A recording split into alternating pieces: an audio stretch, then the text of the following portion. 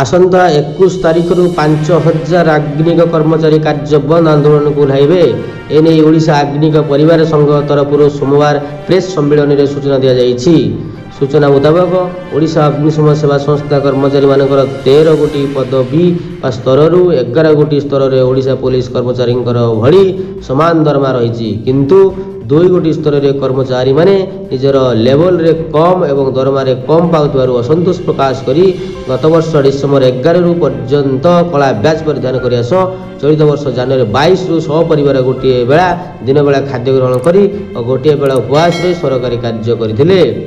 यह सत्य भी प्रशासनिक स्तर कि सरकारी स्तर कौन आश्वासन मिलला नहीं। फल कर्मचारी माने बाध्य होई आसंता 21 रु कर्मचारी माने कौन सरकारी कार्य जोग देवे नहीं बोली प्रेस सम्मेलन में सूचना दी जाइछि। प्रेस सम्मेलन में मुख्य अग्निक अक्षय प्रधान, जयप्रकाश सेठी, नीलमाधव सुबुद्धि और शताधिक अग्निशम कर्मचारी उपस्थित थे।